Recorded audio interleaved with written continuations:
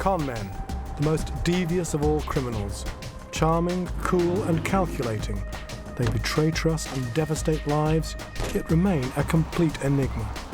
We are about to explore the mysterious world of these master criminals, giving an unprecedented insight into the workings of the complex minds of some of the world's most cunning conmen.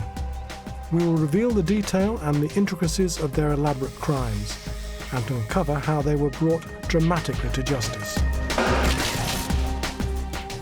In this show, the incredible tale of one of Britain's most prolific and compulsive conmen, whose criminal career spans more than a quarter of a century and who has adopted at least 24 known aliases. His cons not only rob people of their money, but they also put people's lives in grave danger. Paul Bint is a travelling serial con man. He is a 41-year-old man who has been appearing before the courts from the age of 16. He's a man who lives in a fantasy world. The sort of people that Paul Bint impersonated were all figures of authority, very clever people, professional people who were looked up to and admired. And that's obviously something he felt he couldn't have in his normal life, and he needed it and craved it. I've never ever come across a con man like Paul Bint. He is very much a one-off. Paul Bint has committed more than 100 offences and audaciously posed as doctors in hospitals, an aristocrat, a playboy, a property magnate, and even masqueraded as Orlando Pownall QC, the barrister who worked on the infamous Jill Dando murder trial in the UK. Such a relentless confidence trickster, the British press has crowned him King Con. He's so deeply involved in playing these characters, and the temporary status and success that he achieves through them, that he can't kind of give them up. I guess he's kind of addicted to them. The thing that I guess makes him unusual, and that various forensic and criminal psychiatrists have concluded, is that there's no salvation in this story. He doesn't really seem to be coming to his senses at all. And hospitals, it would seem, are the backdrop for his fantasy world. A hospital to him would be like Disney World to a 6-year-old. And it was in hospitals that Paul Bint's first known con began. Incredibly, this man with no medical or surgical training whatsoever walked into a hospital in Kettering, Northants, England in 1983, posing as a locum doctor. Paul Bint stole a white coat and stethoscope and set to work, plundering from the sick and the dying and stealing from his so-called colleagues.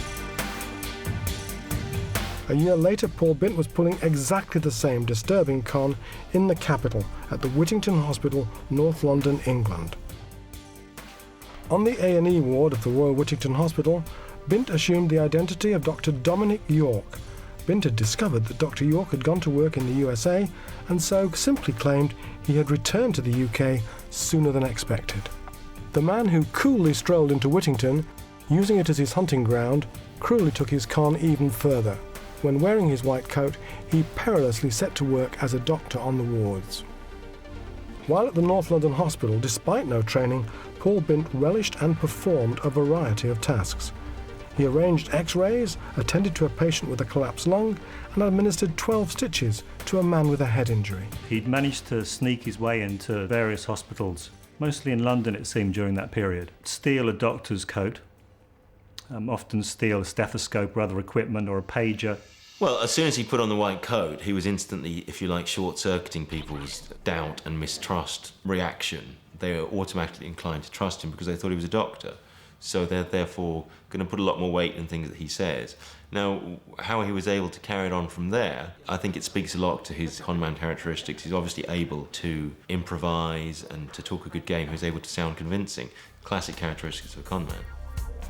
When talking about infiltrating the Royal Whittington Hospital in London, England, Paul Bint dubiously claims he studied medical books for 6 months, went through an interview process, and won the position over 23 qualified doctors.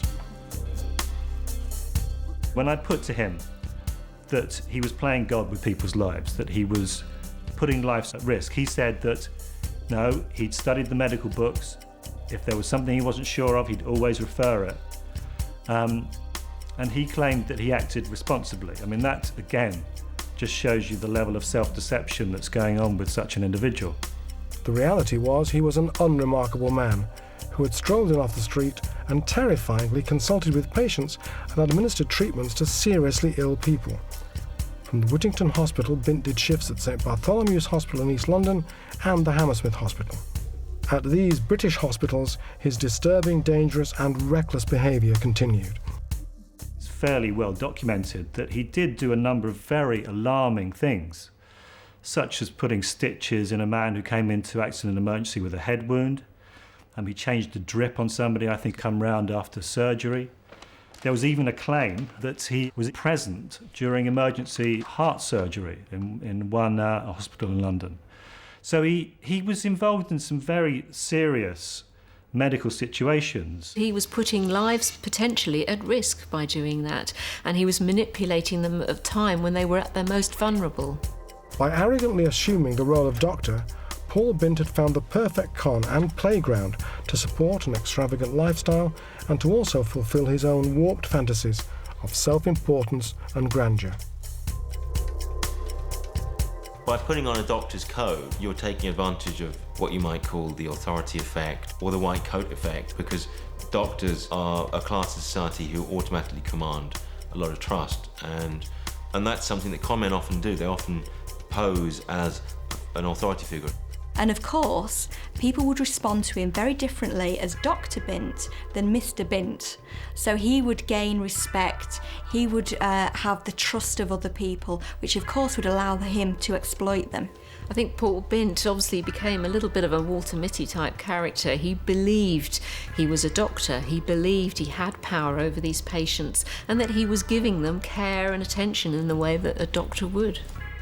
A good question is whether or not he realised that he was endangering people's health, or maybe even their lives, let alone their emotional state. And again, you have to ask whether he may have realised it, I don't know, but he probably didn't care, even if he did realise it, because he probably didn't have the same emotional processes that normal people have, so he didn't have a conscience in the same way that you and I would. And this was just the beginning of a notorious and compulsive conman career. No one could predict the audacity and extremes Paul Bint would go to, his crimes only limited by his own imagination and fantasies. When off duty from his surgical scam, nightclubs were Bint's prowling ground of choice. He would use his false identities to seduce women, but he wouldn't just steal their hearts, he would steal their cash. I mean, it's anything from him claiming to have slept with 1,000 women, and countless aliases, I think, from kind of aristocrats to kind of double-barreled barristers. And even one of his defence counsels actually said he makes Walter Mitty look like a 9 o'clock newsreader.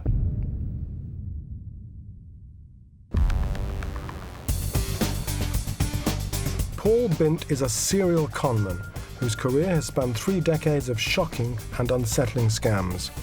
In the early 1980s, he infiltrated hospitals posing as a doctor and dangerously administered treatments to unsuspecting patients waiting for the care and attention from professional medical staff.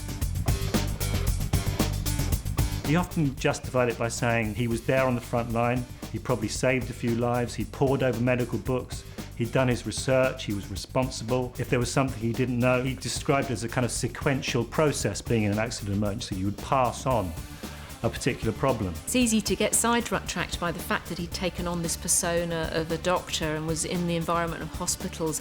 He was just a con man in the basic sense of the term, using that environment in order to get money from people. But it wasn't just wish fulfillment and money on Paul Bint's mind. He used his fake status to practice his bedside manner outside the hospital. When not putting patients' lives at risk with his scandalous surgical scam, he compulsively scoured nightclubs in search of women. Bint claims to have slept with 1,000 women. He would take them to bed and then take their money. Paul Bint reportedly attempted to seduce women in nightclubs with the immortal line, "Trust me, I'm a doctor." Supposedly one of his girlfriends said that was one of his pickup lines, where they're in a nightclub, he supposedly was fondling her breast and he says, "Okay, trust me, I'm a doctor." The reality of it is that Paul Bint would have been treated quite differently by females if they believed that he had the power and status that go with being a doctor. But crucially, he would have had more confidence when he was playing out those roles. So he wouldn't be able to impress women maybe on a normal day-to-day basis as himself, but as Dr. Bint or Barrister Bint, then of course he's going to have more charm, more confidence, and he's going to be more able to woo the ladies. In all of my cases, women featured. It's part of his game, yes. It's kind of interesting that he seems to have managed to con women of a certain age and education, often career women who are very, very successful in their lives, enjoying good careers and doing very well. And perhaps they kind of buy in just a little bit too much to the idea of who he is. Some of the women that I spoke to said that he can be a very kind of caring lover. And because he'd managed to, I guess, obtain a certain amount of money through other criminal work, he would often spend quite a lot of money on these women. It would always be with the idea that he was going to con them out of a much greater sum of money at the end. Whilst serially conning women, Paul Bint could not keep away from hospitals. But his first run of success as a conman could not last forever. In 1983 and 1984, when Bint was posing as an A&E doctor, his life-threatening lies caught up with him, and he was arrested. In the 80s, he received a couple of sentences. The first one was about 18 months for stealing doctors' coats and equipment and posing as a doctor. It's been claimed on many occasions by various defence counsels that he's suffering from some kind of mental illness or psychosis. In 84, and the judge didn't accept it for 1 minute because she could see that he'd been operating in a very irresponsible and potentially life-threatening way, and gave him a very stiff sentence of 5 years. Not that, of course, he learned anything from it.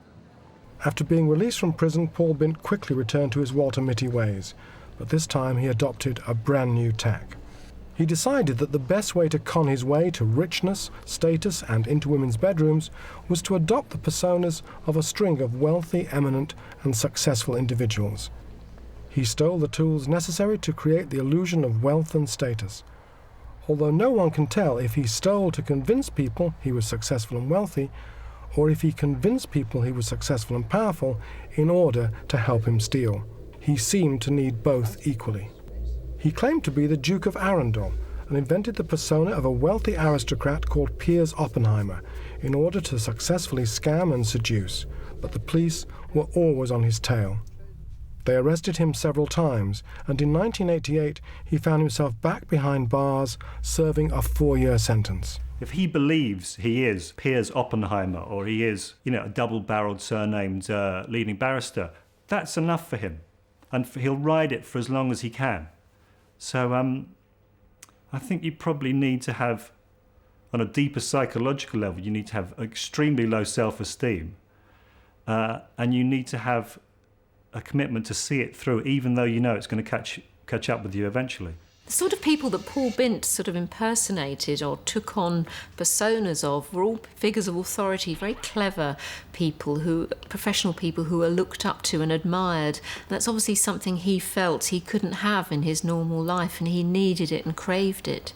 In 1993, released from prison, Paul Bint reverted to his old hunting ground of hospitals. Once again, he would put seriously ill patients' lives at risk by posing as a doctor in a bid to feed his ego and his wallet. In 1993, he infiltrated St James's Hospital in Leeds, England, before breaching security at the nearby York District Hospital, where the cold-hearted con reached new heights in terms of its cruelty towards Bint's victims. He told the parents of a 17-year-old girl who'd just been involved in an accident that their daughter would live, and 6 hours later she died. Now, you could say that's emotionally reckless. I mean, again, you wouldn't expect a con man to have any consideration of their actions. I mean, he was kind of cold and calculating in that process.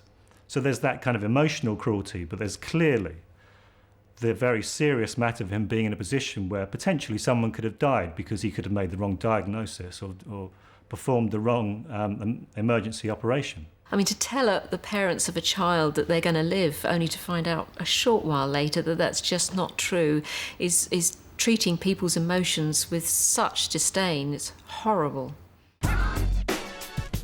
After causing this devastation and heartache, Paul Bint was briefly held at a psychiatric hospital in Yorkshire, but once released in 1993, he headed to Lancashire, England, and walked into the Royal Preston Hospital, ready to continue his compulsive surgical scam.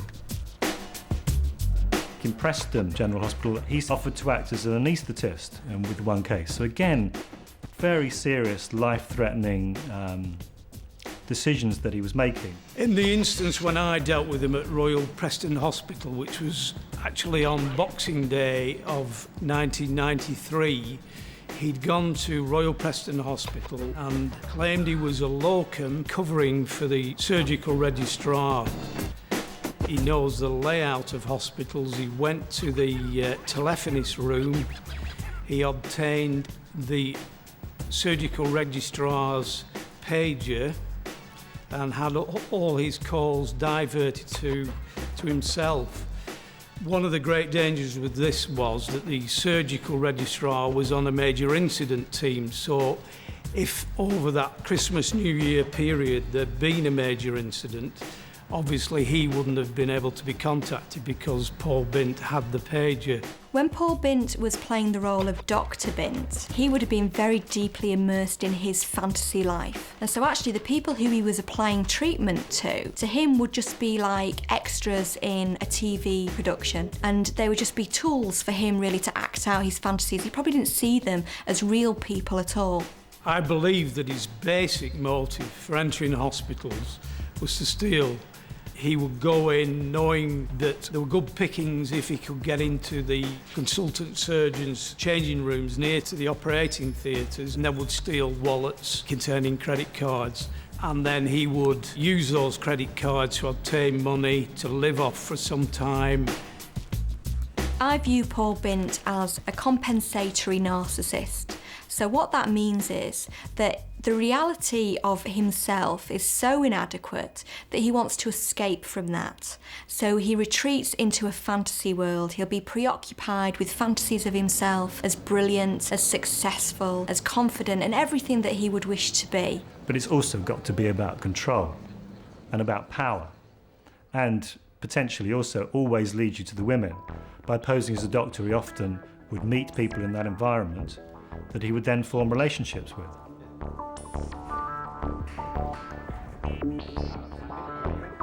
A woman he was seeing in Preston, England, began to see through his white coat and stethoscope.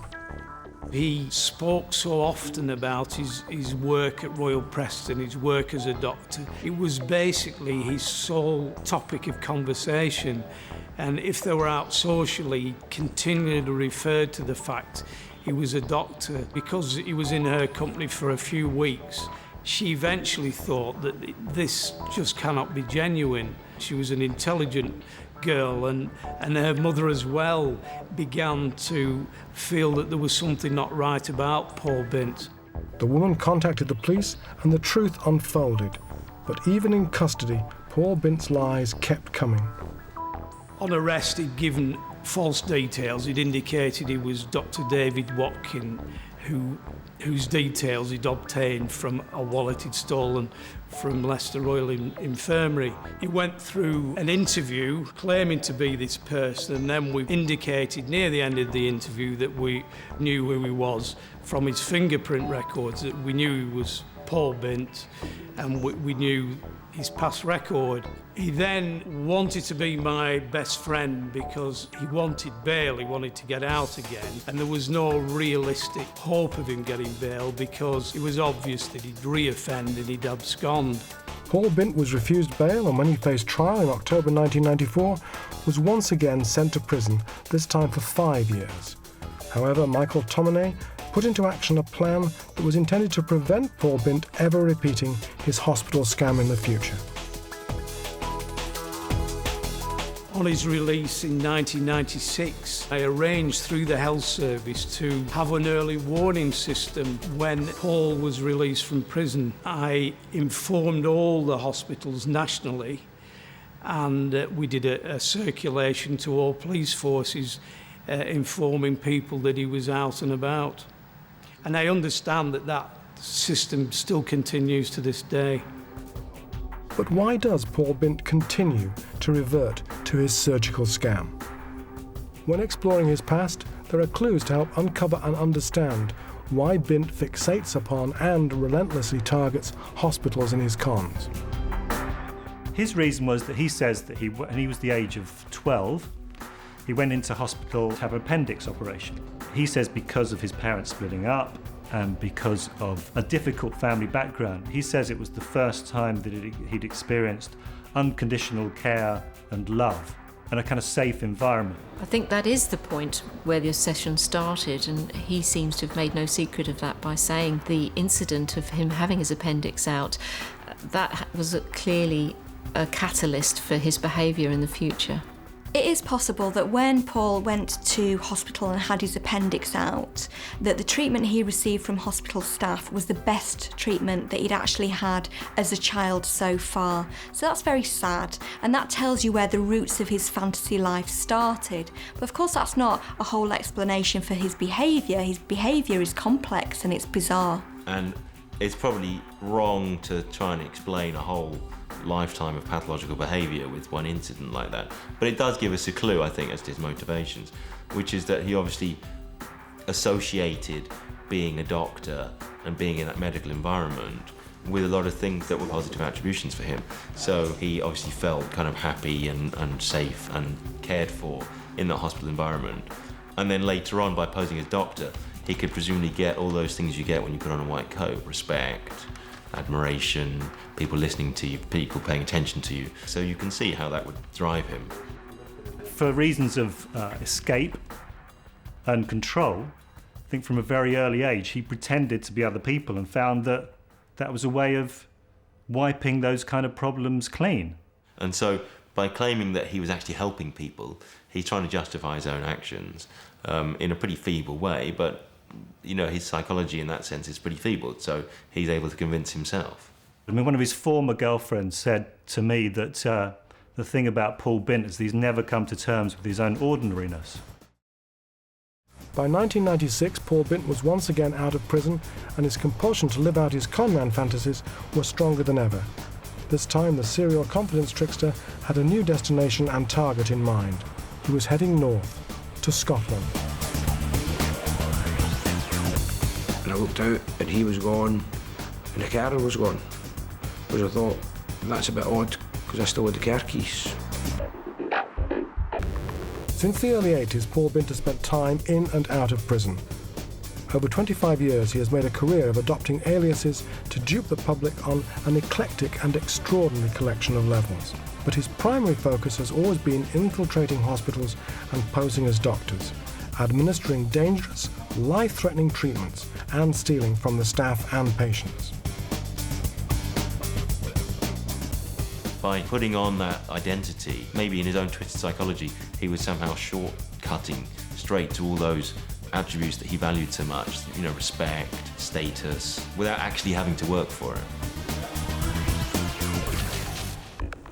After serving time for the northwest of England surgical scam, it wasn't long before Paul Bint once again set to work conning. And his legacy of cons are not always of the medical variety. By 2000, Paul Bint was in court after tricking rail chiefs into putting him up in a luxury hotel in Edinburgh, Scotland, after posing as Lachlan Campbell Brereton, the QC involved in the Lockerbie bombing trial. And this would not be the last time he would pose as an esteemed lawyer. However, upon release, Paul Bint returned to Scotland and the cons continued. In 2001, he was passing himself off as a millionaire property magnate. Bint, under another alias, made an appointment at a luxury car dealership and appeared to be in the market to acquire a sporty number. He introduced himself as Paul Blenheim. He says he was a property agent or a property dealer. He was actually in Glasgow that day looking at a nightclub in the city centre that was for sale, and he'd actually seen the cars advertised here, so he'd made a phone call to us. He was masquerading as a wealthy millionaire, not a famous named person, but somebody with a great deal of money. And he had the air to carry it off, and indeed the expensive clothes. Well, he was very well dressed, and his mannerism was like well educated, well spoken, sort of English spoken, just like an educated businessman. His MO, his modus operandi, is to first of all look the part. So he'd have on his £3,000 Versace suit, which obviously turns out to be a jumble sale suit. He'd carry a copy of the FT. He'd have a state-of-the-art mobile phone and organiser and BlackBerry or whatever. He said that he was... you shouldn't really laugh, I guess, although there is a kind of comical side to it. He said he owned a hotel in Mauritius, I think, a nightclub in London. He had property in Edinburgh and London. And on the face of it, I guess he looked like a kind of cast-iron prospect. You imagine the kind of pound signs registering in the salesman's eyes. He says he was in the market for a very expensive sports car, so he looked at a few and he asked if we could take a test drive in the Ferrari. He would drop into the conversation various information that he gathered about the cars, because, I mean, it's true that he has driven a number of Porsches and Bentleys and Aston Martins in the past, so he has actually got some experience of driving, obviously not at all in a legal way, mostly through having stolen them. Conmen quite often use elements of truth in their lies because it's so much easier to make yourself believe that you're telling the truth if some of what you're saying is actually the truth. So we took him a test drive in the Ferrari. It was maybe just a wee bit too sporty, noisy for him, so he decided to suit his image. He would go for the Aston Martin because it was more, as you would say, a sort of gentleman's sports car.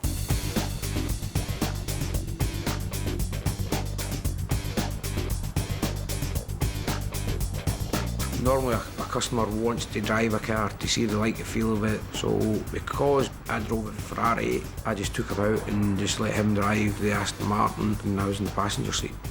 Then he decided basically he was going to buy the car, made a few phone calls, organised with his bank to pick up a bank draft. With everything appearing above board, Ross Campbell and his customer, Mr. Blenheim, aka Paul Bint, had time to kill until the banker's draft would be cleared and the sale completed.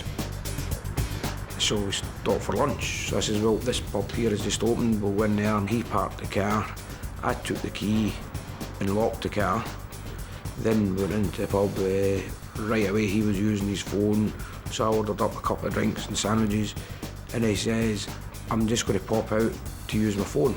They thought he'd popped out for a moment to make a phone call. He in fact popped out and stole the car. And off he went, filled it up with petrol and didn't even pay for that. The drinks arrived, the sandwiches arrived, so I thought, I'll just see where he is, give him a shout. And I looked out and he was gone and the car was gone. Which I thought, that's a bit odd because I still had the car keys. Conned and carless. It had all been lies. There was no bank draft and now there was no car. Unbeknownst to Ross Campbell, Bint had surreptitiously pocketed the spare keys to the Aston Martin back at the showroom when he was viewing the car's service history file. He had struck again. All Ross Campbell could do was wait and see if the £55,000 sports car would ever be seen again. The Aston Martin was recovered 4 days later. It had 900 miles on the clock. I think he'd used it to drive around various girlfriends that he was duping at the time. And he'd managed to do £15,000 worth of damage. Then when the CID came to interview me, then they basically took a description, showed me photographs, then told me basically this chap is a con man, he's got a lot of convictions, he's one of Britain's most wanted con men. In a developing pattern, the police again caught up with Bint and he found himself back behind bars. But on his release from prison in 2002, Paul Bint lost little time in getting started on his next scam, a scam that shrewdly drew together many of the key elements of his past crimes, creating his most comprehensive con yet. He was released on the 11th of December. He's in London by the 12th of December. And he's certainly a man who just cannot stop. People who are compulsive liars are very difficult to treat. Psychologists say that, quite often they think they're normal. It's everyone else that's not quite right. And once again, hospitals were on the agenda. Although this time he wasn't masquerading as a doctor, this time he was a patient. Like in 2000, Paul Bint was once again presenting himself as a high-profile British barrister. This time he was claiming to be Orlando Pownall QC. He was impersonating Orlando Pownall, Queen's Counsel, who is an eminent lawyer, a name probably well known to a number of people. He had prosecuted the case involving the murder of Jill Dando, the defendant Barry George. He was also involved around the time in a high-profile murder case of Danielle Jones, which was up in Chelmsford. Someone like Orlando Pownall, the QC in the Jill Dando murder trial, would have been in the public eye at the time this was going on. He'd been in the papers, and Paul Bint would have seen his name and seen him as a character that people were reading about, and that's probably why he picked up on his identity and used it. Released from prison in Scotland just 2 days earlier, Paul Bint had a new alias, and with the new identity came a convincing and inspired backstory to execute his most ambitious scam yet. What he did do was arrive in London with no money, as far as we're aware, and nowhere to stay. And so he did attend local hospitals, 3 in total. He gave the same story at all 3, that he was Orlando Pownall QC. He had crashed his Aston Martin. He believed that he had received internal injuries. He was in pain, and he then submitted himself to certain hospital tests, although he did indicate he was allergic to iodine, which I understand meant that certain tests couldn't be carried out. Of the tests that were carried out, in his urine was a concerning amount of blood, sufficient for the doctors to want to keep him in for observation for some time. And I have no doubt that that blood was put in by him. He had not been in a car accident. He had got off the train. Like many of Bint's audacious cons of the past, this continued to feed his ego and his bizarre fantasy life. Well, he would give a medical history, and he just can't resist adding exciting bits. And part of the medical history on one of his notes, or one of his sets of hospital notes that I saw, was that he indicated that he had some shrapnel as a result of being involved in the Hyde Park bombings. Simply part of his medical history, but something of... nothing's ever straightforward with him at all. Someone who becomes a Walter Mitty type character actually takes on the persona of that character and almost completely believes themselves to be that person. And this con combined elements of his most notorious scams. He has a love of fast cars, none of which ever belonged to him legitimately, but it's something that certainly he had stolen when he was masquerading as a millionaire up in Scotland. The irony is that he comes down to London and professes to have crashed one and uses that in his scam right from the outset. The fact that he'd actually been arrested for stealing an Aston Martin, using that in the story when he pretended to be Orlando Pownall, allowed him to create a much more effective and plausible lie, because some of it was in fact true. He'd been in an Aston Martin.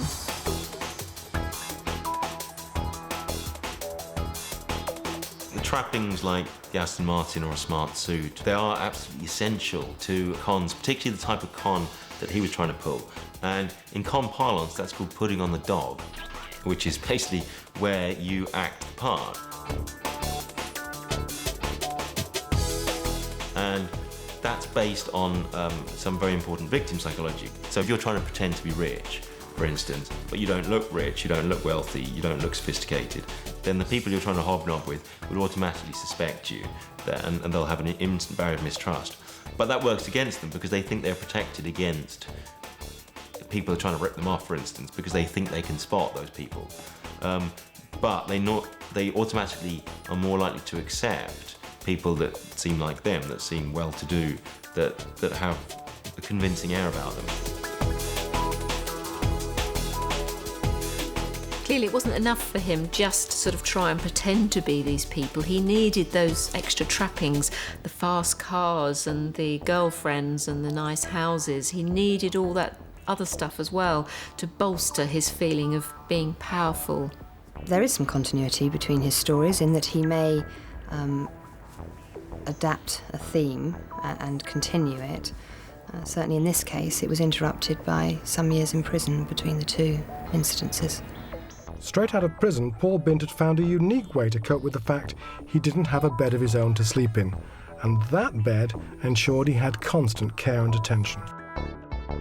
Well, in the hospital, he's taking a bed away from another patient, but he has a roof over his head, a nice warm roof over the Christmas period. He has dinner, bed and breakfast, and he has some bodies, as far as the nurses and doctors are concerned, who in effect cater to his every need.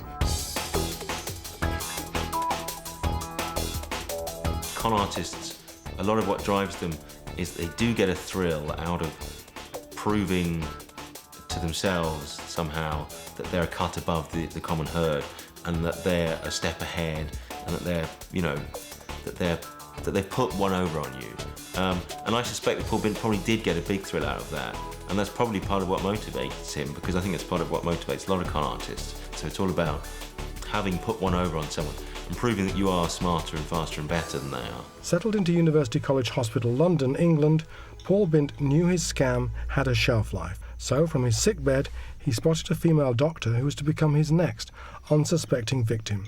His charm offensive began, and she believed his lies. He was Orlando Pownall, QC. They met and exchanged numbers, so I understand, whilst on hospital premises, but she didn't and wasn't involved in his treatment at all. And contact was made by him after he had left the hospital. And as I understand it, they met up, and he indicated that there was a problem with his accommodation. He said his father lived in Millionaire's Row, and but for some reason he couldn't stay there, and he persuaded her to use a room, which is what he did, just used a room in her house for a short period of time, but that gave him access to her belongings, her money, and such like. And Bint took advantage of her generosity. He took the laptop computer, he took cheques, he took money, both from her purse and indeed by apparently borrowing it and of course never returning it, and more than one credit card, all of which were used to buy, in the main, extremely expensive suits. He would fully clothe himself in top designer wear. But it wasn't long before she became suspicious. They went to a party and he didn't even have any money on him. He'd have forgotten his wallet, and so he'd asked just to borrow some money from her, and it became increasingly apparent over those, and it was a very few days, that this was a man who said a lot but did very little. And she also caught him going through items of hers at home and became increasingly suspicious about that, and that resulted in her finally asking him to leave on Christmas Eve. It was shortly after she had asked him to leave that the trusting female doctor heard some spine-chilling news, that Orlando Pownall, QC, was actually on holiday in Barbados with his family, and the man she had been sharing her home with was in fact an imposter. She immediately called the police. Orlando Pownall, Queen's Counsel, was not in the country at the time. In fact, he was overseas on holiday with his family. So once that was discovered, the police were notified, and the police, within an incredibly short period of time, linked it immediately to being Mr. Bint. Once more, the hunt for Paul Bint, King Con, was on. Paul Bint has been working as a con man for over 25 years, adopting many aliases. There is a recurring theme in Bint's conman career. Whether posing as a doctor or a patient, he seems obsessed with hospitals. But are his actions those of an opportunist conman? Someone who is clinically ill? Or is he suffering from some sort of psychological disorder, such as Munchausen syndrome, whereby the subject tries to get attention by feigning illness? In Bint's case, experts believe his motivations are much more complicated. Part of the psychology of Munchausen syndrome sufferers is that they're really seeking attention, and they're willing to go through painful or invasive medical procedures if it means they can be the centre of attention. And you can see the same psychology at work in Bint's case, in that he relished the attention.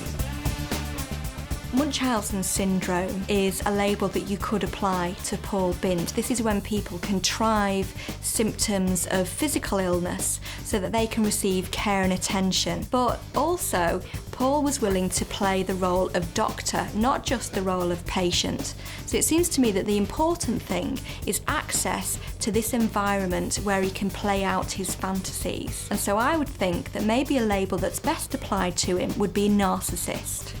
Narcissists are people who are very preoccupied with fantasies of themselves as somebody who's special, who has power and importance and status and receives special attention. In 2002, 2 weeks after being released from prison in Scotland for stealing an Aston Martin, Bint was touring hospitals in London, England. This time as a patient instead of a doctor. He was posing as eminent QC Orlando Pownall, claiming he had crashed his fictitious Aston Martin and now had internal injuries. After successfully using the scam to get free bed and board at University College Hospital, London, England, Paul Bint conned a female doctor into letting him stay with her. After she discovered he'd been stealing from her, she asked him to leave. She then discovered he was not who he claimed to be, and she told the police. Unaware the police were again hunting for him, Paul Bint was once again homeless and pulled his scam again, this time audaciously turning up at Hemel Hempstead Hospital near London by ambulance. Christmas Eve, he's homeless again, and he attends another hospital at Hemel Hempstead. He, as I recall, arrived by ambulance on that particular occasion, so how he did that, I don't know. But once he arrived, it was the same story. Eminent QC, Aston Martin, internal injuries, blood in the urine. Oblivious that the police had been alerted to his crimes and were looking for him, Paul Bint continued to go about his business, using hospitals as his hunting ground. Money went missing from patients. The gentleman in the bed next to him lost some money. So did Mr. Bint. Mr. Bint lost, I think, 3 or 4 times the amount of money, apparently. Mr. Bint blamed the staff in the hospital, so money was clearly obtained. And the gentleman in the bed next door, his daughter, was taken in by Mr. Bint. If someone really targets you and gets to know you very well and manipulates you to a large degree, and you're a basically trustful person, it's very difficult not to be conned. Paul Bint was discharged from Hemel Hempstead near London, England, but with nowhere to stay, headed to a third hospital with exactly the same story.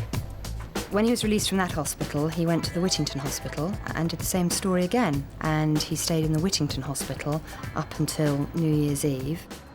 Whilst he's there, and this is one of the not-so-nice sides of Mr. Bint's character, he steals a credit card from a man who was dying, who is now dead, Mr. Lewis, in the adjoining bed, and uses that to wine and dine the female that he met in the second hospital. He's reasonably good looking, although you look closely, he kind of dyes his hair and he's certainly not as young as he claims that he is. But, if he comes in the flash suit and he's often got a wallet full of money.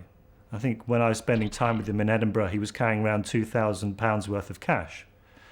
So perhaps superficially, you can see why it might fool some people. It might look the kind of part. And you might believe who he is, and you might think, well, here's an interesting individual with lots of money who can show me a good time. You're also taking advantage of what in psychology is called the halo effect, which is if you come across well because you're good looking or because you're charming or personable or whatever, you're more likely to be attributed with characteristics that you don't have, such as trustworthiness or intelligence. He preys on certain people, either by flattery or by taking advantage of them. For example, with the woman that he took away for the night with a stolen credit card, her father had been admitted to hospital after a serious emergency on Christmas Eve, and she clearly was not herself when she met this man who was larger than life. You could look at it that he gets a certain amount of financial, sexual and kind of status validation from doing it. By pretending to be a leading barrister or a ballet dancer or whoever, he clearly enjoys the way people respond to that. Money isn't always the only motive. I think sometimes it's the emotional bolstering to feel important and clever and to be admired by others that is often the payback for these lies. On the 2nd of January, just over 3 weeks after his release from prison and a hat-trick of hospitals later, the police once again caught up with Paul Bint by playing on one of his key weaknesses: women. While in hospital, Bint had pursued a woman who had spurned his advances, but she agreed to help the police and arranged a date with the conman. Only their romantic evening would be gate-crashed by the constabulary. As I understand it, it was arranged that one of the women who he had been trying to take out, who had refused him, in fact contacted him, and she encouraged the future meeting which the police attended when he was arrested. Paul Bint as a con man is actually not that effective. He's been caught almost every time he's done anything to try and get money or property. What he's successfully achieved is to create personas for himself, to give himself moments in time where he can be respected and loved by other people. So he's a fantasist, and in that respect he's been successful. But as a con man, he's a bit of a disaster. In October 2003, Paul Bint pleaded guilty to charges including theft and attaining properties by deception. The judge said to Bint, "You have caused anguish, embarrassment, loss, and difficulty to your victims." The judge also said a psychiatric report had concluded that Bint suffered from a currently untreatable psychopathic disorder, and so his case would not be dealt with under the Mental Health Act. Paul Bint was sentenced to 4 years and 4 months in prison. Paul Bint has obviously created something like 25 different aliases, different personas of his own personality, and it is, you have to wonder whether he still knows who Paul Bint and whether Paul Bint exists today, or is still that little boy in the hospital bed having his appendix out. Paul Bint's conman career creates a fascinating case file, not simply because of the audacity and perseverance he has exhibited, but because of the way he seems to thrive on his notoriety.